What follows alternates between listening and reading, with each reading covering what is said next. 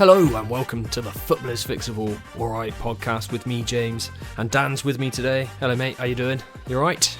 Yes, very well, thank you. Can't do your little Starsky and Hutch intro with Cess this week, can you? And ignoring my existence, having to come straight to me. Well, it's like me being Tintin this week, so you're like my trusty little dog. It was Snowy or something, wasn't it? Thanks. Thanks, Tintin. From your loyal companion. Yeah, loyal companion. There you go. I wouldn't be able to go on my adventures without you, Dan. Yes. Anyway, moving on. What are we going to talk about this week, Mr. Hammett? Well, for a start, so we're coming to the end of the match week, and have you seen how many own goals there have been this weekend? It's been a bit crazy, isn't it? Oh, been mental. Absolutely mental. But, I mean, quite fortunate for your team there, isn't it? Well, two of them, went for Arsenal. Wolves conceded 2 own goals. It was pressure from Arsenal. I must say, it wasn't like Wolves just kicked it in their own net. But, yeah, we got away lucky on that one, I must say. We didn't play that well at all, I don't think. Do you remember that episode we did not so long ago, and me talking about those phrases that I really, really hate? Well, it looks Arsenal are doing that thing that all champions do, James. They managed to win when they weren't playing well. Wow, it's a sign of champions, that one. Yeah. Yeah. So it's in the bag now, surely. You know what I think? It was worrying, and I sort of walked away from the game, and I think even the players there was clips of Declan Rice frustrated, walking off the pitch, and Saka was being interviewed, and he looks embarrassed. You know, he's and rightly so. You know, bottom of the table, Wolves on 2 points, and they put up a good fight. They sat really defensively, pretty much inside their own 18-yard box, made it really difficult, and credit to them, but. Yeah. Arsenal seemed a bit flat. It seemed like it was almost expected that we were going to win. You know, the fans were saying, this is going to be like 9-0. Some of the Wolves fans were saying we could break the record for conceding more goals, and it just obviously never materialises like that. But then there's own goals in other games as well. There was Voltemada. He scored an own goal this weekend as well. Yeah. There's another one. You know, it's just we're going to have to fix defending again, I think. Yeah. Speaking of own goals. And defenders, as a matter of fact. Tell you what, who really winds me up at the moment, Mr. Carragher, and his Jamie Carragher. He's been in the news a lot with his Mo Salah rants and stuff. Well, yeah, it's just got me because he's not the only one. Like there's a lot of ex-players out at the moment that seem to be on fire. You know, you've got Paul Scholes as well saying some crazy things about Man United. You've got Nicky Butt. You've got obviously the classic Gary Neville stuff all the time. There's so many ex-players coming out with stuff that just is a lot of nonsense, and they're either too emotionally attached or they're talking about, they're harping on like Graham Souness and talking about football as if it's still the same as it was when they played it in the 70s. Yeah. Right. Well, before you go off on your rant on ex-players, we can have a look at that today. But I've actually got a kind of special off the post for this kind of topic. Oh, can't wait.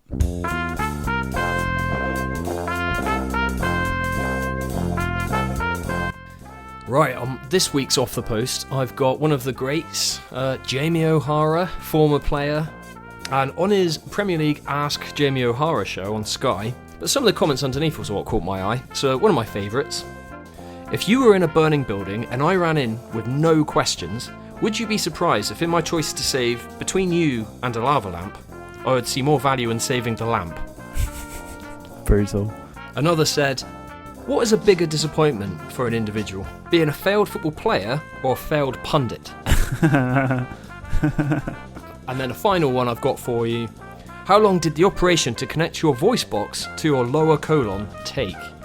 I like that. That's a good one. And there's my Off the Post.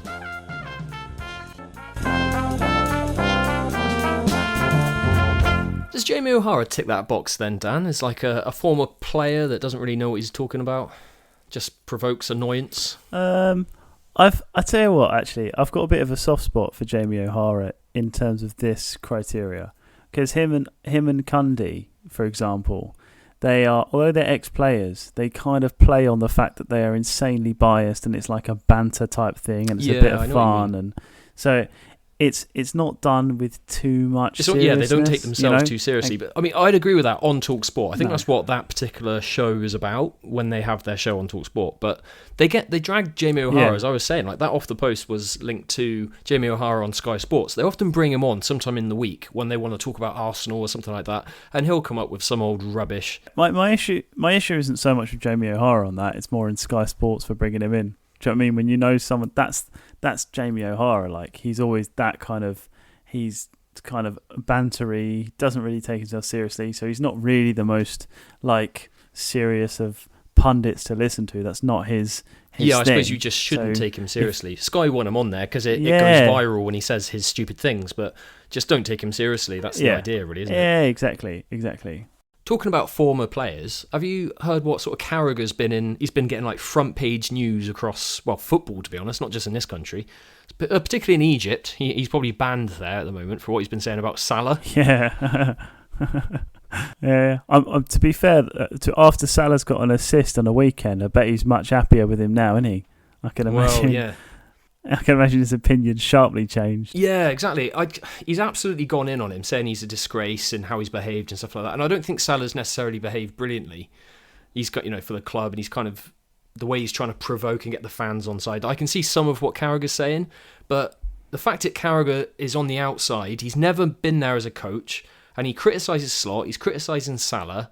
I kind of like, how much these former players actually know how modern players and coaches should be behaving. It just makes you sort of question the kind of reliability of what they're saying, don't you think? Yeah, I mean, 100%. I mean, there's probably a reason they haven't got into management. You get a lot of ex-players that go into management and do their thing. There's a lot less pressure to comment on football than there is to manage it, and it's a very, very different thing when you're there in the situation than when you're just looking on it and commenting on it. But I think they forget this sometimes, Yeah. Should we fix former players this week? I think that's a good idea. Let's do it. What were you ranting to me about? What was it, Paul Scholes or something you were saying? Oh, yeah. So basically, this week, Scholes has been out on his own video podcast thing that he does with Nicky Butt and Paddy McGuinness. Oh, right. Yeah.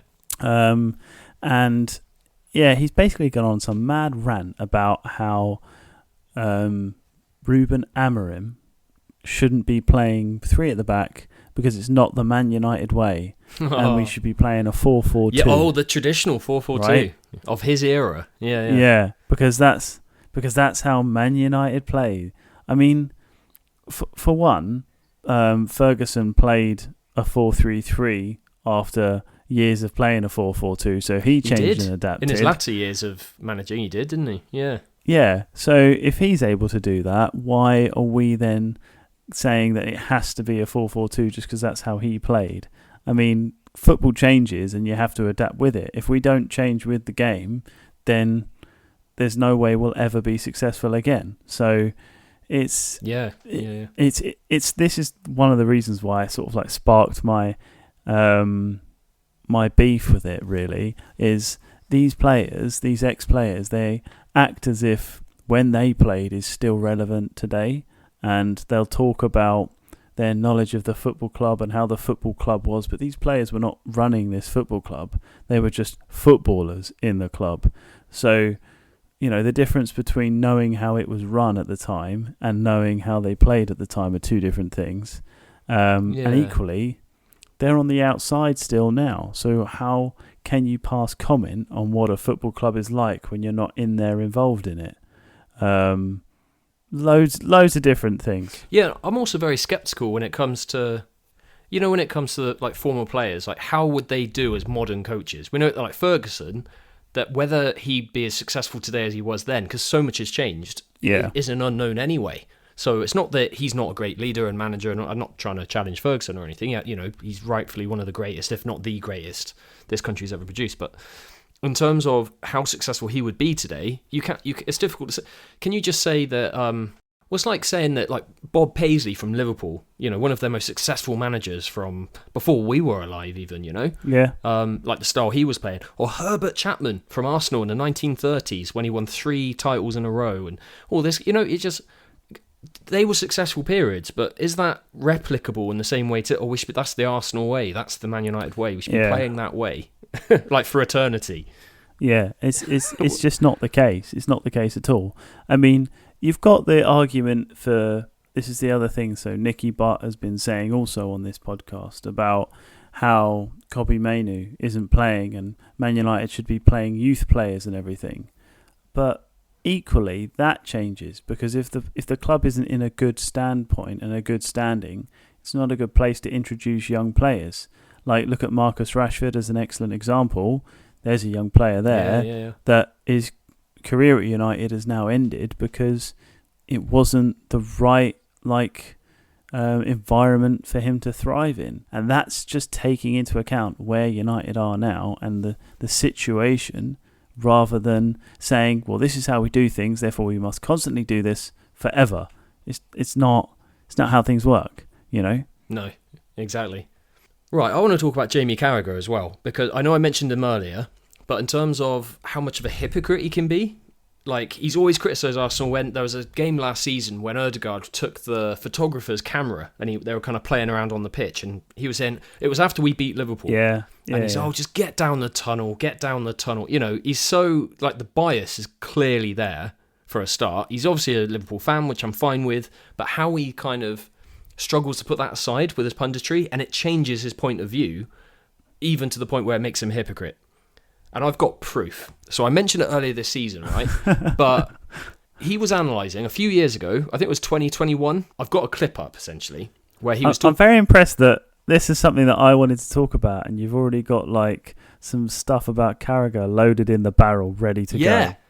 Have you been sitting on this a while? I've been waiting on, the best time. Like, Cess wouldn't let me do it. So, Cess gets really grumpy, doesn't he, when I take the lead and stuff. So, I think he gets very, he's very insecure about the whole thing because he knows I'm actually the leader.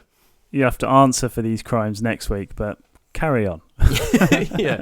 But, Carragher was saying he was analysing set pieces, right? And he was saying how over the last 10 years, this was 2021 at the time, and he said over the last 10 years, we went right the way back to 2010, and he was saying how important, essentially, set pieces were for several teams. He was talking about Chelsea at the time, and he was saying how set pieces, scoring from them and not conceding from them, are so crucial. They underpin a title challenge, essentially. The champions of those years, he showed up all the stats they had and all this kind of thing. Yeah. And he was saying how important they were.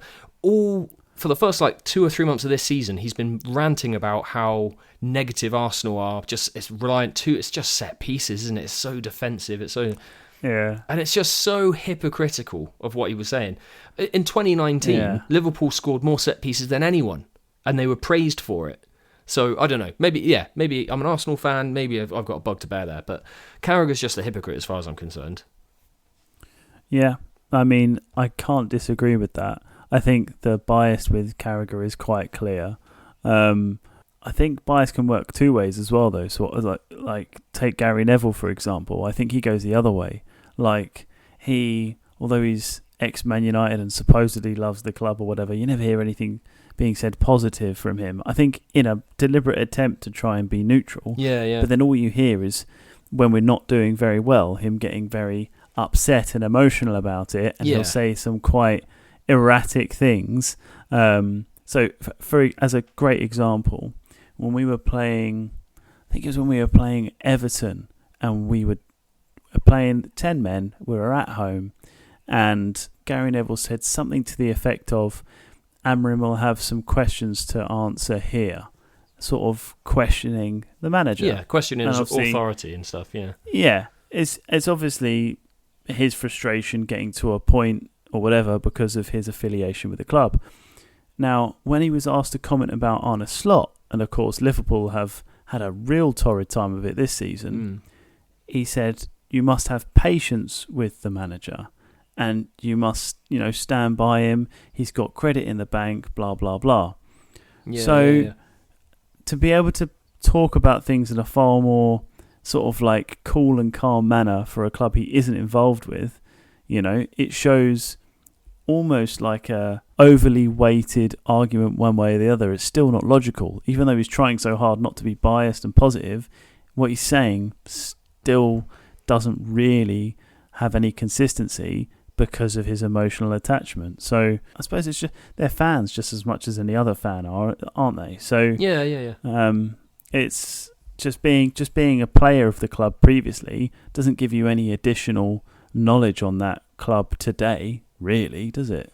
I think that's one of the key problems, is that they're former players, heroes of ours, legends of clubs and stuff like this, and the TV, for just to capture attention, to capture an audience, put them on there, but suddenly people are sort of following what they're saying, as in like they believe in what these people are saying, as if it creates extra credit because they're a former player or something. When actually there's so many. Gary Neville himself was a coach at Valencia, and as he is regularly mocked, it went terribly badly. So it's actually like it shows that it's kind of former players that make it into coaching. It's only a minority that seems to be able to survive. Even Gerrard, he's struggling for work at the moment. They have to go and work their way up through the leagues and that kind of thing. If they get Premier League jobs, they're often out of it within so many months. A lot of these people that we're buying into, and we're paying a lot of money for these subscriptions to listen to, and a lot of what they're saying, you wonder, like, is that actually true? Is that going to make sense? But then equally as well, it's like a different perspective on football. So when you're a player, your perspective of the game is different to that of a manager. So you can analyse things from, say Gary Neville, for example. He could probably analyse a right back pretty well. How well can he analyse a striker? How well can he analyse attacking players? How well does he understand that side of the game? Good point, yeah. Like, Just are they because experts? He's played football. Like, many of us have played football, but do we understand? I don't know much about being a goalkeeper, if I'm honest. I've never really played in goal. I don't know much about how they train, how they operate, how they think, how they stop getting distracted during moments and get all this kind of stuff. So why are we listening to pundits giving us these kind of insights when you think, is that even true? Yeah, 100%. But the problem also with that is because they are ex-players, they have that element of gravitas, they have that illusion of knowledge that people will just listen to what they say and go, oh yeah, he must know, he used to play, Yeah. And so there's like a faith in what they say that is taken for granted, I think. Yeah, so bias is clearly a problem, but I wonder if also a lot of these pundits, there's almost this entitlement because they played for these clubs. They believe they know best, Yeah, I think most definitely. I think there's an entitlement, is almost it. It's like an assumption that they must know, and they don't question themselves enough to really be rational enough to analyse something, because like they just assume that they still know things as much as they did when they were involved with the club, and things that worked when they were there, which not only have the rules changed, the processes, the management styles would have changed, the players' fitness, all this kind of stuff has changed, right? Even the pitches have changed. We've talked about it on recent episodes. Yet what worked back in their day, they think is just copy and paste, we'll do it the same, Yeah. And then often you don't see what's in front of you. If you're thinking too much about what has been, you're too much about the history and what you want to try and work towards, then you don't look at what is literally in front of you. So rather than assessing the situation as it is, you're thinking about the situation as it was and how it's ended up here. Like, just look at what is happening. Do you know what I mean? Just look at what's happening now and analyse what's happening now. Yeah, very true. I was just thinking as you were talking there, like, it's like, my job. So I'm being a teacher. So when you're at school, you're a teacher.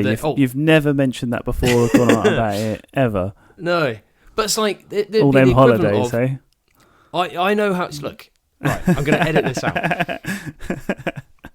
I won't say. I'm in charge Sorry, of carry editing on. Today. I'm editing all of this out. I'm just going to big me up. So yeah, when you're at school, you think, oh, I know how schools work, and I know how this. It's almost like saying, well, that exact person should just be a teacher. And putting them into the role where suddenly you're in a completely different role, different perspective, different responsibilities, and you can, because I know how schools work. Do you know what I mean? In terms I know of, exactly what you mean. Yeah, like being a student in a school doesn't necessarily mean you're going to be a good teacher because you were in a school. Yeah. Exactly. They've existed in that setting, but not in the same role. So why, if you change the role, and also over time, since we were at school, it's changed a lot, trust me. Even though I'm Yeah. on the other side now, I can say even the students and how they behave and how the school day goes and all this kind of stuff, right?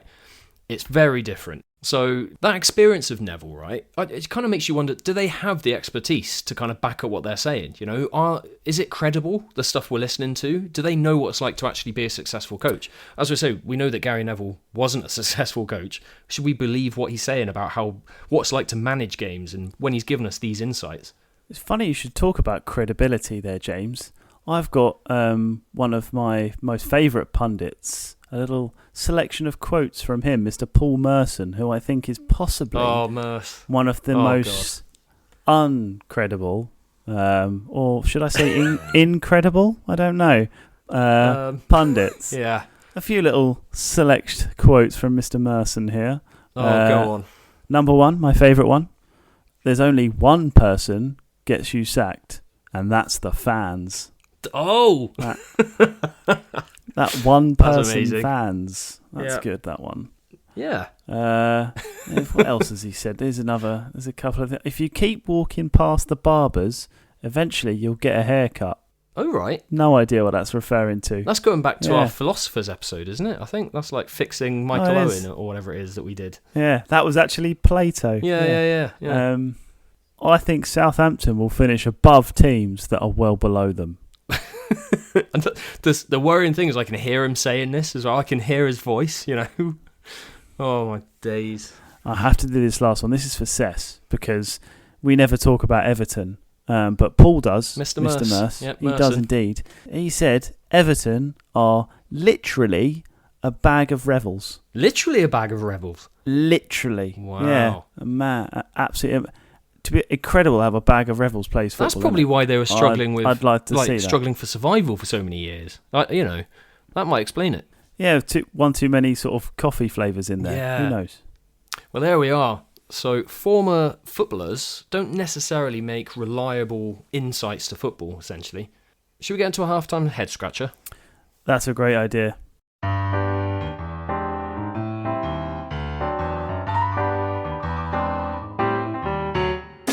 Thanks, James.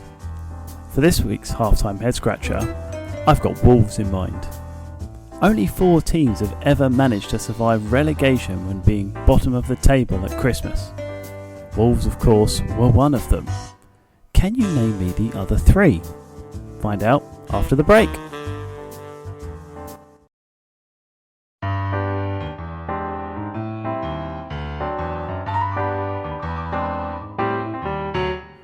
Before the break, I asked you lovely people if you could name 3 teams other than Wolves that managed to survive relegation after being bottom of the table at Christmas. The answer is West Brom, Sunderland and Leicester City. I'm sure Wolves fans will be hoping history can repeat itself. Either way, Wolves' season has been a bit of a howler.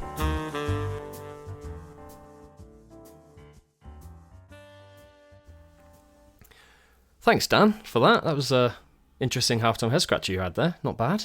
I didn't know you knew stuff. I don't. The internet does. I cheated, but You just ruined the facade there. That was right. just Okay. broke the illusion. No, yeah, I copied off Coops. Yeah. So, shall we? Let's fix former footballers then, shall we? We've got a lot to fix here, by the sounds of it. So that they are biased, Yeah. entitled, Yeah. because they think they know the club inside out, and we think that what they're saying maybe isn't as credible as it could be because they don't have that expertise as well. So how are we going to fix this? Where do we start? I mean, that makes them sound terrible, doesn't it? And insanely overpaid. So Well, if you're at work and you're trying to give advice, like in my job, going back to, did I say I'm a teacher? So we have to update our What knowledge, are right? you? We do various. no idea. Yeah, I never mention it. So we do things like CPD, professional development and stuff, right? We go and learn some of the latest strategies and techniques, and they encourage us to go and learn a bit, you know, of what the latest theories are, how businesses currently work, and all this kind of stuff. So, and we get regular updates to all this stuff. It makes you wonder, like, are these pundits, like Souness and Merson and stuff like that, how do they know what's actually happening? When they retired so long ago, do they actually know what's going on? Do you know, I would take the mantra, stick to your strengths.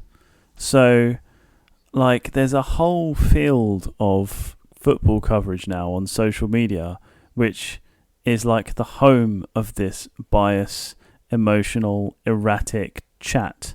So Yeah. maybe, like, I actually, for example, the Stick to Football podcast, which has many of the main culprits in its makeup, I actually really quite enjoy that, because it's just them sitting down, having a little bit of a reminisce and a bit of an anecdotal story, chatting about stuff. And it's nice to listen to that, like when they talk about the past and all that in that context, because they're not applying it to today. They're just saying, this is what it was like, da-da-da-da-da. And it's nice, like telling us stories about their career and stuff like and that. There, it's really interesting. And you enjoy it. Exactly. And there, the past is relevant. But then what you can't do is then say, well, it's like this, therefore, and this is what Scholes did. He then went and used it to turn around and bash Amorim for it. You can't apply your stories of the past to what's going on today. It's just not. Yeah, it's not relevant. So true. You do just wonder, like, do they have any idea how... Because Amorim's clearly made that system work, right? Yes, it's a different league. You could question that and raise it, absolutely. But he knows this system a lot more than Paul Scholes does. 100%. Because he never played in it. Yeah. And just... Because school polls, I was going to say that. School polls. Merson, he was a great player. I don't think a lot of current people watching TV, watching the football content and stuff, might not have seen Merson play. He was absolutely class. He was a quality player. I'm sure he was. But he's not necessarily the best talker at the best of times anyway. You're not going to find that much insightful stuff. So even as a former Arsenal player, me being a fan, I don't listen to him. I just have to not listen to him. But the question is, we're paying so much money for these subscription fees. We mentioned it on a previous episode. Yeah. About how much, we're going to have Paramount coming through now as well. We have to pay for, Champions League games from them and stuff like that as well. So we're paying so much. We should be getting expertise. That's what we're saying, isn't it? Yeah. We should be getting expertise from these different pundits that we're meant to be listening to. And the word pundit, remember, is a term that means wise one. It's somebody who's meant to be wise and you can learn from, learned person.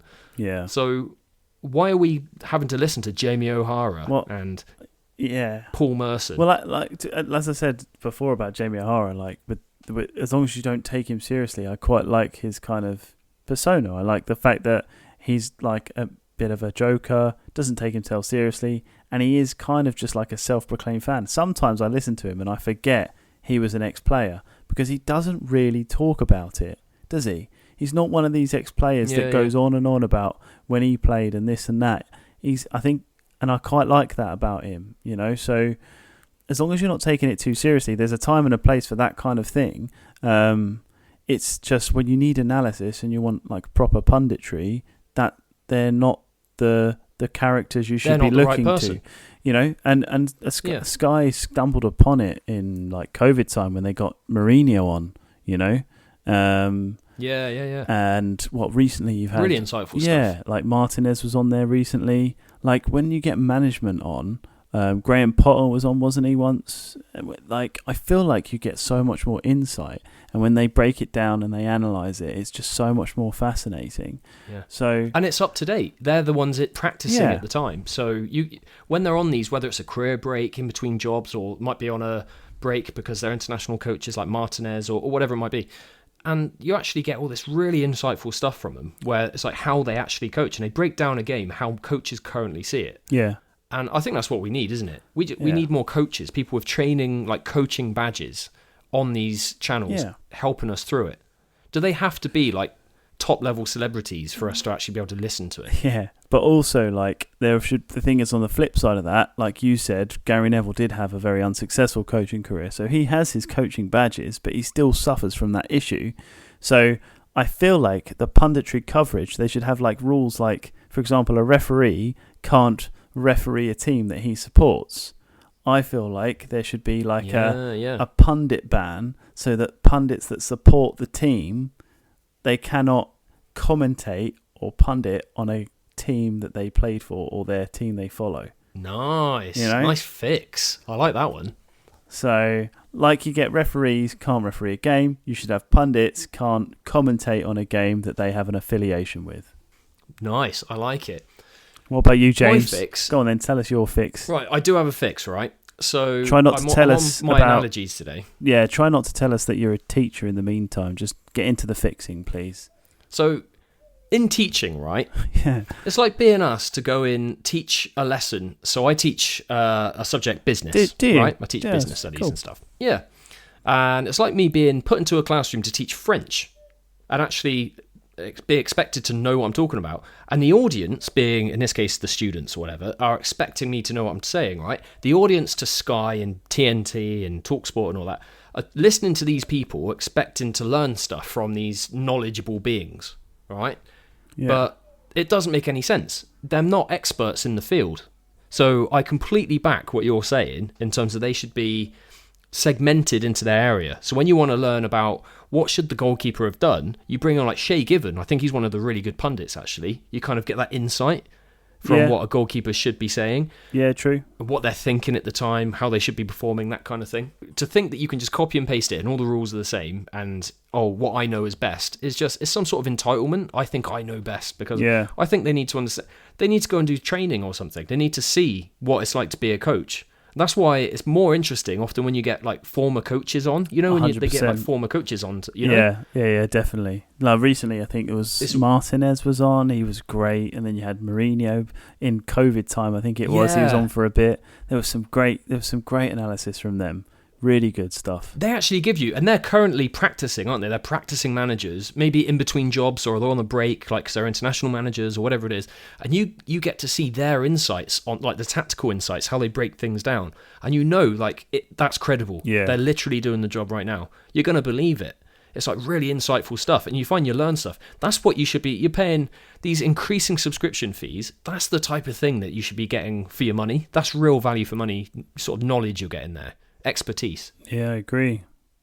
So that fixes, between both of our fixes there, we fixed the bias aspect and the expertise of what we expect to listen to. They know what they're talking about, so it's more credible. Yeah. So the only thing that really we've left to fix is those people that are just a bit illiterate. So instead of coaching badges, we just make sure everyone's got a GCSE in English. Oh, that's a good point. That might mean a lot of the pundits have to... They'll lose their jobs then.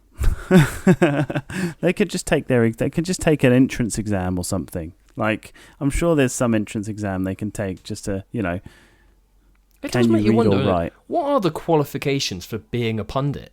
Like, do you have to take an exam to do it? It's almost like, just come on in, That's like, again, in teaching, it's like saying, well, you've done this before, you've spoken French, or you've done such and such, come and teach, as if you know how to do it. It doesn't make any sense. I can imagine that interview. Oh, yeah, I used to play football. Excellent, you're hired. Yeah, you're in. It just seems bonkers, doesn't it? I just think we've got a more sophisticated audience these days where we expect to listen and learn stuff a bit more rather than listen to this rubbish. Don't even get me started on Sturridge. When he's on Sky and stuff. What's he doing on there? Perhaps, because considering we use Cess for most of our fixes as well, perhaps we can get Cess to do the interviews as well. So he's going to interview all of the younger fan base and assign them like teams, right? So prospective fans for various clubs, they have to pass the entry exam to become a fan of those clubs. Yeah. There was another thing we were going to ask him to do. I can't remember what that is. He's also got the Ask Cess app because of his unbiasedness. And now we can get him to do all the interviews for pundits on every single media outlet that covers football. That is coincidentally where he is right now, by the way. He's out doing those various jobs. Yeah. It's quite time-consuming. That's why he misses an episode every now and again. Yeah. So I'm sure he won't mind picking up another job while he's out there. While you're out there, mate, Perfect. He can't say no. So there you go. All in favour? Yep. Aye. Yep. So there we are. We've just fixed another one. How about that? Very good. I'm very impressed with us. Well done, us. Fixing former players. And that was efficient as well, wasn't it? I mean, come on. So efficient. We definitely haven't taken multiple takes or giving you a load of editing work to do in any way, shape or form there, James. Absolutely not. And talking about a lot of editing required, should we get into some fantasy football talk? I think that's a good idea. Here is John's Juicy Tips. Juicy. Let me analyse your tips, John. John's Juicy Tips. Yeah. Alright, it's been a weekend of own goals, including my personal own goal of transferring out Morgan Rogers for his 15 points. What an idiot. But here's some idiotic tips. In defence, it's Brentford's Irishman, Nathan Collins. He's got DEFCON points in 3 of his last 4 games and has Wolves up next, who are rotten to the core. In midfield, it's Antoine Semenyo for Bournemouth. He's going to be extra motivated against a dodgy Burnley team who've lost their last 6 games. And up front, it's Ekitike for Liverpool, because his name reads the same forwards as it does backwards. Think about it. It's awesome. Juicy. Thanks, John. Amazing as always. Dan, I'm in the top 10. I've just got to say, of our league, I'm in the top 10. Incredible. Great success. Well done. I mean, that's considering where I was below all of you earlier in the season. I'm in the top 10. Although, I think you've had a better weekend than me, haven't you? Or some of you have. I've had bench boost and it's done rubbish. Yeah, I've had an okay weekend, but an okay weekend is not enough to cover up for many, many, many bad weekends beforehand. So I think you're quite safe, you know. But yeah, For well now. done to you. Yeah, Congratulations. I heard a rumour there's a new leader. There is even more exciting news. Yeah, we have a new leader at the top of the league. Oh, my word. Tom has dropped down currently to 3rd with Stay Humble FC. So we've got 2 players have overtaken him. We've got Obi-Wan Bissaka. Fantastic. James Sutherland, who Cess knows, thinks that he's going to bottle it and go second in the end because he's an Arsenal fan. Currently 1st with 1,017 points. Great scoring. And we've got 2nd place. I'm going to give a shout out because Tom's been top for so long. 2nd place, Highbridge United, Patrick Finney, 1,004 points. Really strong effort. That's amazing, isn't it? Can Tom get his place back? We'll have to wait and see. But if you want to join our league, you can join with the code SD4GZV and see if you've got what it takes. Well, there we are. Once again, without Cess, we've managed to fix a major part of football. Former footballers. Wow. Well done, guys. And as my star pupil for today, would you like to summarise the main lessons of the episode? What have we learnt so far? Oh, I see. Star pupil because you're a teacher. That thing that you never go on about. Yeah. Did I mention that? Yeah. I don't think so. Well, we've learnt that not all pundits are that qualified to be a pundit, and some you could say are maybe a little bit out of their depth. So I just want to end on these wise words from Paul Merson. David Nugent tore up the Championship, but he's gone to Portsmouth and he's a fish up a tree. Have a great week, and it's a goodbye from me. And a goodbye from me.